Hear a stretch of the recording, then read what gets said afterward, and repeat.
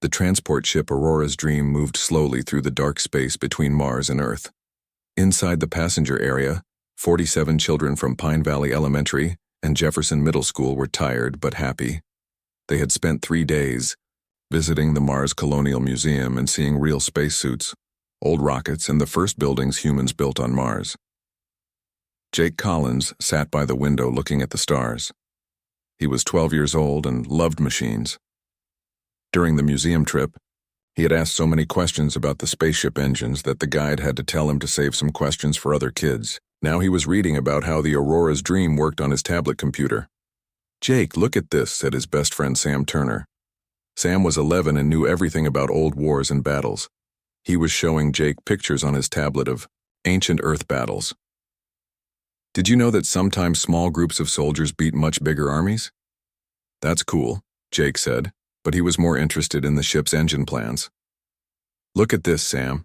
The Aurora's Dream has 3 backup power systems. If the main engine breaks, these other systems can keep us going." Maya Patel walked over to them. She was 14 and the smartest kid in their group. All the younger kids looked up to her because she was good at solving problems and never got scared. "What are you two talking about?" she asked. "Jake is reading about boring engine stuff," Sam said. "I'm reading about how smart fighting can beat bigger enemies. Both of those things are important," Maya said. She sat down with them. "My dad always says you never know what knowledge will help you." Near the back of the ship, Tyler Brooks was helping Emma Rodriguez fix her tablet. Tyler was 13 and lived on a farm. He could fix almost anything with his hands. Emma was only 10, but she was tough and never let anyone pick on the smaller kids. "There," Tyler said, tightening a small screw. "Your screen should work now." "Thanks, Tyler," Emma said. "You're really good at fixing things." "My dad taught me," Tyler said. "He says if you can't fix something yourself, you might be in trouble when you really need it." Mrs. Helen Burke and Mr. Danny Ross were sitting with the other adult helpers. Mrs. Burke taught 3rd grade and Mr. Danny Ross taught 6th grade. They were tired from watching 47 excited children for 3 days. "They're good kids," Mrs. Burke said. "Even when they got excited at the museum, they listened when we told them to stay together." "I'm proud of them," Mr. Ross said. "They asked smart questions and learned a lot." Lisa Grant, Tony Martinez, Kevin Shaw, and Dr. Amy Peterson were the parent helpers. They had volunteered to come on the trip to help watch the children. Dr. Peterson was a nurse who came in case any kids got hurt or sick. "Only 6 more hours until we get home," Lisa said. "I think the kids are getting tired." "They should sleep soon," Dr. Peterson said.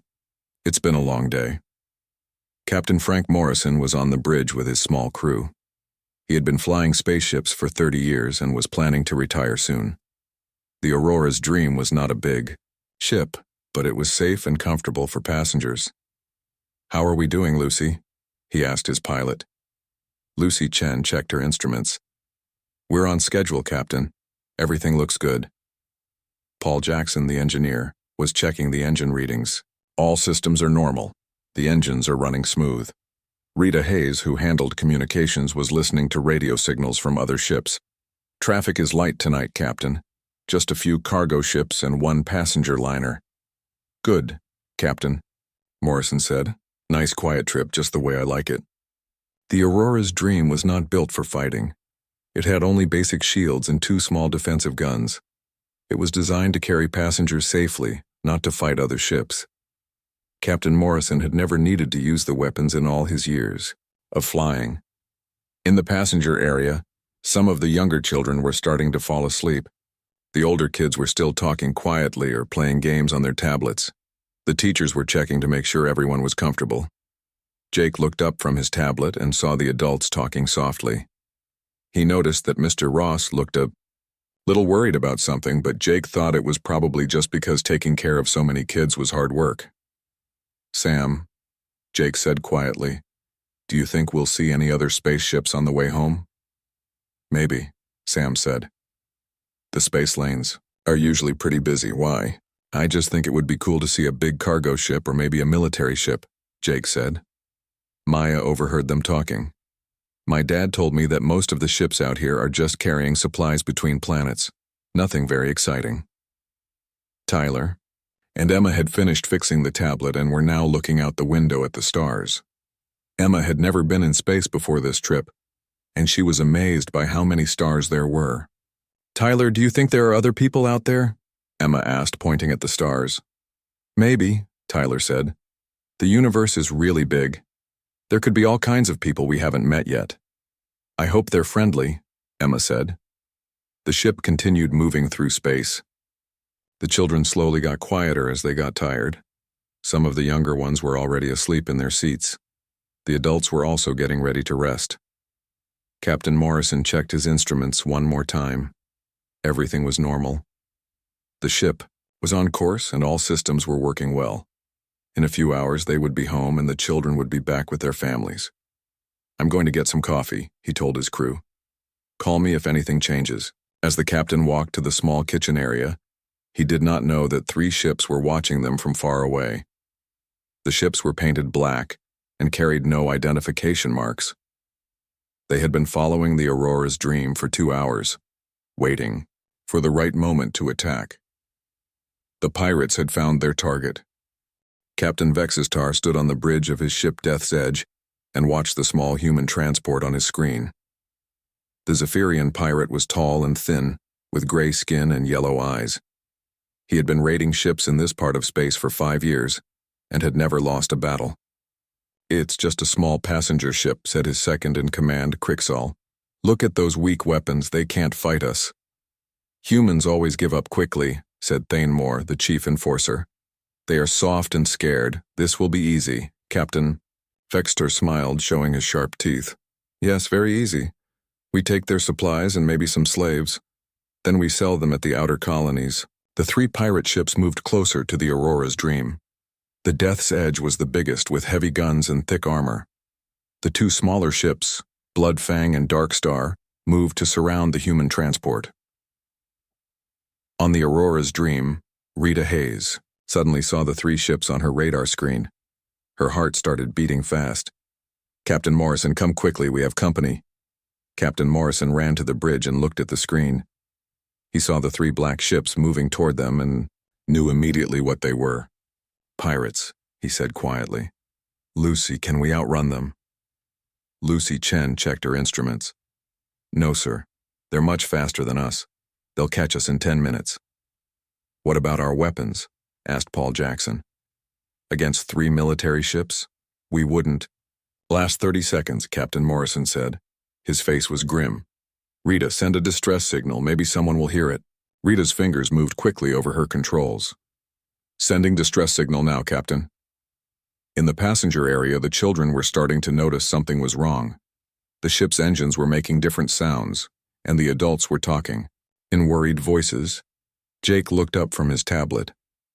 Mrs. Burke, is something wrong? Mrs. Burke tried to smile. I'm sure everything is fine, Jake. The captain is just checking something. But Maya was smart and she could tell the adults were scared. She stood up and looked around. Some of the younger children were starting to cry because they could sense the fear in the room. Everyone stay calm, Maya said in a strong voice. Let's all sit together. The children moved closer to each other. Tyler helped carry some of the smaller kids. Emma held the hand of a scared 6-year-old boy named Danny. Captain Morrison's voice came over the ship's speakers. This is Captain Morrison. We are being approached by 3 unidentified ships. Everyone please stay in your seats and remain calm. The children looked at each other with wide eyes. Sam Turner whispered to Jake, I think those are pirate ships. Pirates? Jake whispered back. Like in the old stories? Real pirates, Sam said. The kind that steal things and hurt people. On the bridge, Rita received a message from the lead pirate ship. Captain, they're demanding we stop our engines and prepare to be boarded. Captain Morrison closed his eyes for a moment. He thought about the 47 children in his care. He could not let them get hurt. Tell them we surrender, he said. Stop the engines. The Aurora's Dream slowed to a stop. The 3 pirate ships moved closer. Captain Vexitar was pleased. As always, the humans had given up without a fight. Bring the boarding pods, Vextar ordered. Thanemore, take 12 warriors. Secure the ship and separate the adults from the children. Why separate them? Asked Crixall. Adults might try to protect the young ones, Vextar said. But children are helpless without their parents. Lock the adults away and the children will be too scared to cause trouble. 20 minutes later, the pirates cut through the airlock door. They wore black armor and carried energy weapons. Thanemore led them into the ship. The children huddled together in the passenger area. Some were crying. Others were trying to be brave. Mrs. Burke and Mr. Ross stood in front of the children, trying to protect them. Stay away from the children, Mrs. Burke said. Thanemore laughed. It was a harsh sound that scared the children even more. You are in no position to make demands, human. The pirates pushed the adults together. Lisa Grant, Tony Martinez, Kevin Shaw, and Dr. Peterson tried to stay with the children, but the pirates separated them too. All adults come with us, Thanemore ordered. You will be locked in the cargo hold. Please let us stay with the children, Mrs. Burke begged. They need us. The children will be fine, Thanemore said. They are too young to cause any problems. The pirates forced the 6 adults to leave the passenger area. The children watched their teachers and helpers being taken away, and many of them started crying harder. Jake felt angry and scared at the same time. He had never felt so helpless in his life. Sam was thinking about all the stories he had read about people being captured by enemies. Tyler was looking around the room, trying to think of a way to help. Maya was holding 2 younger children and trying to comfort them. Emma was not crying. She was angry. Very angry. She had always protected the smaller kids at school, and now she could not protect them from these scary pirates.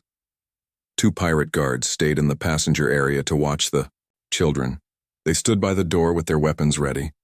The pirates thought the children would just sit quietly and wait to be rescued or sold, but they did not know these children very well. Captain Vextar was back on his ship, planning what to do with his prizes. Search their cargo, he told Crixall. Take anything valuable and check the ship's computer for bank information. What about the children? Crixall asked. Children are always useful, Vextar said. Some colonies will pay good money for young workers, and human children are smart. They can learn to do many jobs. The pirate captain did not know that he had just made the biggest mistake of his life. He thought human children were weak and helpless. He was about to learn how wrong he was. In the passenger area, Maya whispered to Jake and Sam, We need to help ourselves. No one is coming to save us. Jake nodded. What can we do? I don't know yet, Maya said. But we have to try something. The pirates had locked away the adults and left the children alone. They thought this would make the children easier to control. Instead, they had just set 47 young humans free to do what humans do best, survive.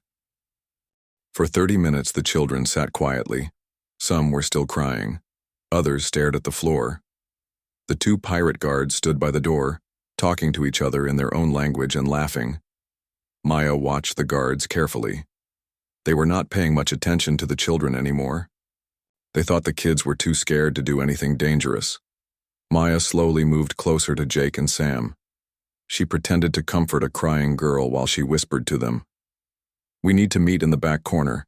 Pass the word to the others. Very quietly. Jake nodded and crawled over to Tyler. Tyler, he whispered. Maya wants everyone to meet in the back corner. Tell Emma and the others. Tyler understood immediately. He had always been good at working as part of a team on his farm. He quietly moved from child to child, whispering the message. One by one, the children slowly moved toward the back of the passenger area. They made it look like they were just trying to comfort each other or find more comfortable seats. The guards did not notice anything strange. When most of the children were gathered together, Maya spoke in a very quiet voice. Listen to me, the adults can't help us now, we have to help ourselves. But we're just kids, whispered a 10-year-old girl named Lisa. What can we do against pirates with guns? We can do more than they think, Maya said. They made a big mistake when they left us alone. Jake pulled out his tablet. I've been studying this ship all day. I know how a lot of the systems work. Sam leaned forward. And I know about fighting tactics. Small groups can beat bigger ones if they're smart about it. Tyler nodded. I can build things and fix things. There are tools and supplies all over this ship. Emma spoke up. I'm small. I can fit in places where the big pirates can't go. Maya smiled for the first time since the attack. See? We all have different skills. If we work together, we might be able to turn the tables on these pirates. What's your plan? Asked a 12-year-old boy named Alex. Maya thought for a moment. First, we need to learn more about the ship and where the pirates are. Emma, do you think you could crawl through the air vents and scout around? Emma nodded. I did that at school once when we were playing hide and seek.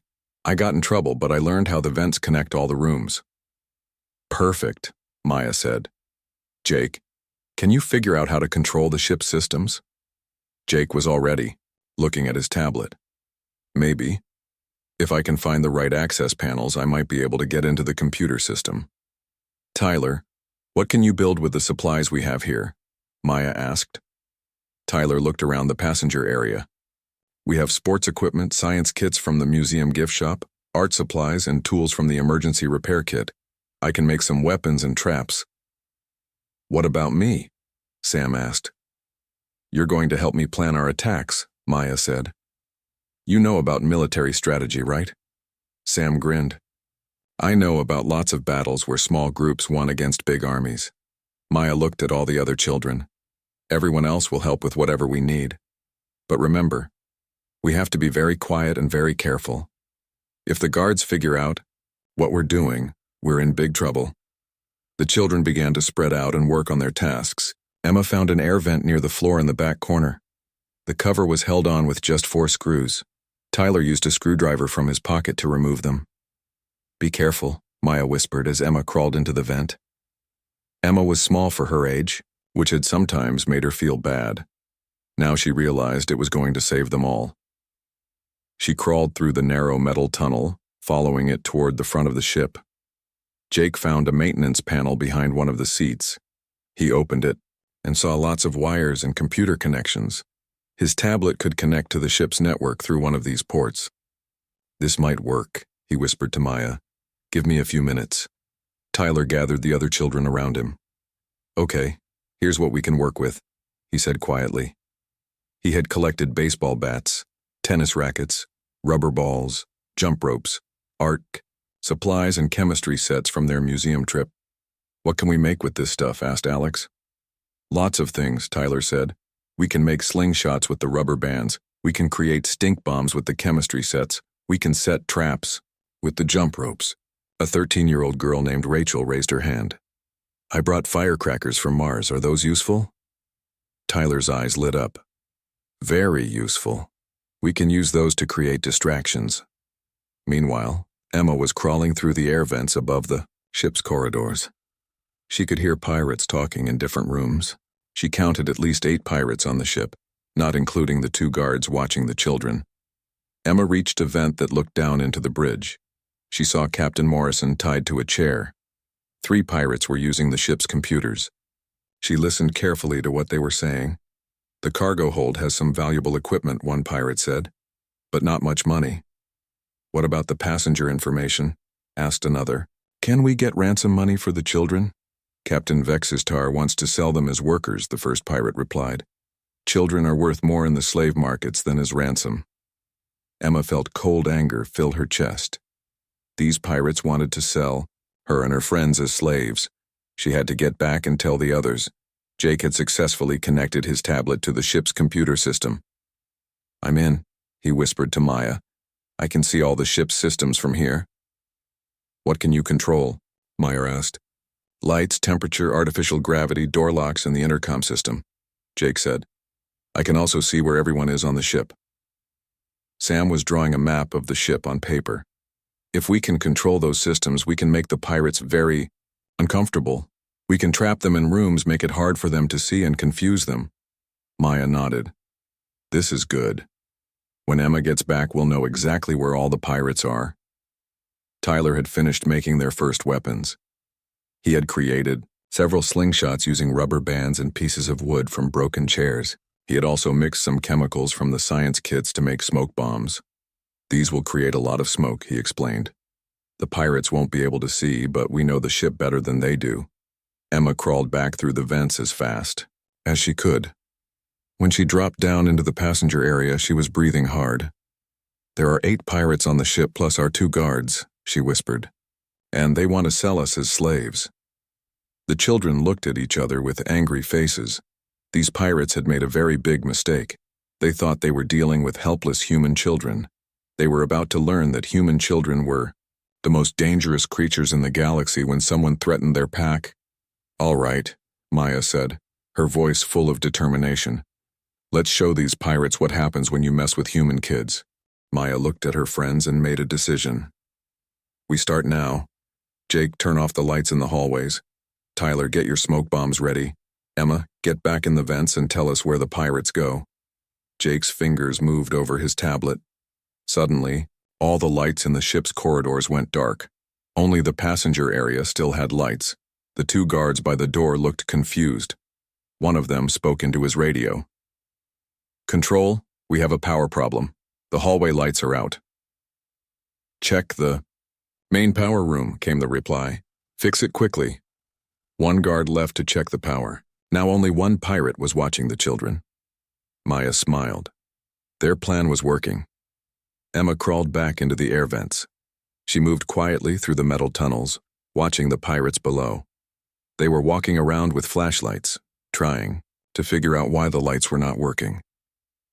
Jake pressed more buttons on his tablet. The temperature in different parts of the ship began to change. Some rooms became very hot. Others became very cold.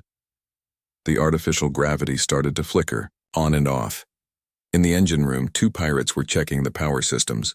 Suddenly, the gravity turned off and they floated up to the ceiling. Then it turned back on and they crashed to the floor. "What is happening to this ship?" one of them shouted. Tyler had given smoke bombs to several older children. "When I give the signal, throw these into the hallways," he whispered. "The smoke will confuse the pirates even more." Sam was coordinating with Maya. "The pirates are getting spread out," he said. "They're sending people to different parts of the ship to fix problems. That makes them easier to deal with one at a time." Jake found something interesting in the ship's computer. "Maya, I can control the door locks. I can trap pirates in rooms." "Do it," Maya said. "Lock them up one by one." Jake locked the doors to the engine room. The 2 pirates inside were now trapped. They pounded on the door and shouted, but no one could hear them over the ship's alarms that Jake had also activated. Emma's voice came through a small speaker that Jake had connected to the intercom system. "3 pirates are coming toward the passenger area. They look angry." "Tyler, now," Maya said. Tyler and his team threw their smoke bombs into the hallway. Thick gray smoke filled the corridor. The 3 pirates walked right into it and started coughing. With the lights off and smoke everywhere, the pirates could not see anything. They stumbled around, bumping into walls and each other. The children were ready. They had put on wet towels over their faces so they could breathe in the smoke. Tyler's group attacked the confused pirates with their slingshots, shooting rubber balls and marbles at them. The pirates tried to use their energy weapons, but they could not see what they were shooting at. The children knew exactly where they were because they had planned this attack. Within minutes, all 3 pirates were unconscious on the floor. The children quickly took their weapons and tied them up with jump ropes. 4 pirates down, 6 to go, Sam said, keeping count like it was a game. Captain Vextar was getting very angry on his own ship. His radio was full of confused reports from his crew. "The lights are broken," one pirate reported. "The gravity keeps changing," said another. "3 of our people are not answering their radios," reported a third. "It's just a human passenger ship," Vextar shouted. How hard can it be to control some children? He decided to go to the Aurora's Dream himself with more warriors. Emma saw him coming. "The pirate captain is boarding our ship with 5 more pirates," she reported through the intercom. Maya gathered all the children together. "This is the big test. There are now 6 pirates on our ship, including their captain. We have their weapons, we control the ship's systems, and we know every corner of this place." Jake had been busy with the ship's computer. "I found something really good," he said. "I can control the air system. I can make it hard for them to breathe." "What do you mean?" Maya asked. I can lower the oxygen in different parts of the ship, Jake explained. The pirates will get sleepy and weak, but we have the emergency oxygen. Masks from under our seats. Tyler had made more weapons. The children now had slingshots, makeshift spears made from mop handles, and even some electric shock devices made from the ship's repair tools. Remember, Maya told everyone, we don't want to hurt anyone badly. We just want to stop them and protect ourselves. Captain Vextar entered the ship with his warriors. He was tall and scary-looking with scars on his face and arms, but he could not see in the dark hallways and the smoke made him cough. Find those children, he ordered. I want to know what they did to my warriors. Emma guided the pirates into a trap. She made noise in the air vents, leading them toward the ship's dining area. The children were waiting. Jake lowered the oxygen level in the dining area. The pirates started to feel dizzy and tired. At the same time, Tyler's team attacked from all sides with their slingshots and shock weapons. The battle was not like the movies. It was confusing and scary. The children were frightened, but they were also very angry. These pirates had threatened their friends and teachers. Captain Vextar tried to fight back, but he could hardly breathe. The reduced oxygen made him weak. The smoke made it hard to see. The children seemed to be everywhere at once, attacking and then disappearing. One by one, his warriors fell unconscious. Captain Vextar found himself alone, surrounded by 47 human children who were no longer scared. Maya stepped forward. She was still just 14 years old, but she looked very serious and determined. Surrender, she said to the pirate captain. Your crew is defeated. Your ship's weapons are pointed at empty space, and help is coming. Captain Vextar looked around at the children. They had weapons pointed at him. Their faces were dirty and tired, but their eyes were fierce and brave. For the first time in his life, the feared pirate captain was afraid of children. How? He gasped. You are just human children. Sam stepped up beside Maya. That's your mistake, he said. You never learned about humans. We protect our pack, and we never give up. Jake's voice came over the intercom. Maya, I'm getting radio signals. A human patrol fleet heard our distress call. They'll be here in 20 minutes. Tyler and Emma joined their friends, still holding their makeshift weapons. You picked the wrong ship to attack, Emma said to the pirate captain. You should have learned more about human children before you tried to mess with us. Captain Vextar dropped his weapon and raised his hands. The most feared pirate in the sector had just surrendered to a group of school children. 20 minutes later, the human patrol ships arrived. Captain Sarah Williams of the military vessel Liberty Star could not believe what she saw on her screen. The pirate ships are just floating there, her officer reported. No shields, no weapons. Powered up, they're completely defenseless. And the Aurora's Dream? Captain Williams asked. All systems normal. We're receiving a signal from them. Jake's voice came over the radio. This is Jake Collins aboard the Aurora's Dream. We have captured the pirates and secured their ships. The adults who were locked up are safe. We're all okay. Captain Williams blinked. Did that child just say they captured the pirates? Yes, ma'am, her communications officer said. Should I ask him to repeat that? No, I heard him correctly. I just don't believe it. When the patrol ships docked with the Aurora's Dream, Captain Williams and her security team expected to find a battle-damaged ship with scared children hiding somewhere safe. Instead, they found 47 children calmly sitting in the passenger area doing their homework. Captain Vextar and his 9 remaining pirates were tied up in the cargo hold with the freed adults guarding them. The pirates looked confused and embarrassed. Their weapons were stacked neatly in a corner. What happened here? Captain Williams asked Maya. Maya looked up from her math homework. The pirates attacked our ship and separated us from our teachers. They thought we would just sit quietly and wait to be sold as slaves. They were wrong. Mrs. Burke was still shaking from the experience. Captain Williams, these children saved all of us. They turned the entire ship into a weapon and defeated professional pirates. How is that possible? Captain Williams asked. Jake showed her his tablet. I learned how to control the ship's systems. Emma scouted through the air vents. Tyler made weapons from classroom supplies. Sam planned our tactics. Maya coordinated everything. And everyone else helped? Emma added. We worked as a team. Captain Williams walked over to where the pirates were tied up. Captain Vextar would not look at her. He was staring at the floor. Captain Vextar, she said, you've been terrorizing this sector for 5 years. How does it feel to be defeated by children? Vextar finally looked up. His yellow eyes were full of shame. I have fought military ships, cargo escorts, and armed merchants. I have never lost a battle. But these human children? He shook his head. They are not like any young ones I have ever seen.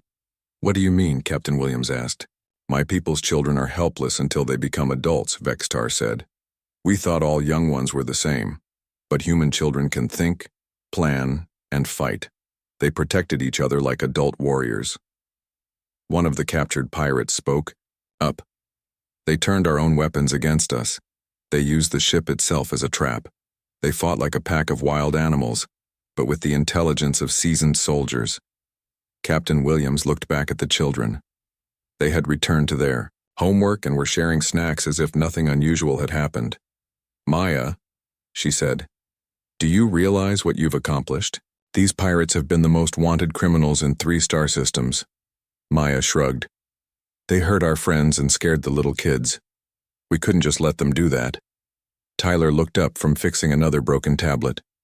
My dad always says, you have to stand up to bullies. It doesn't matter how big they are.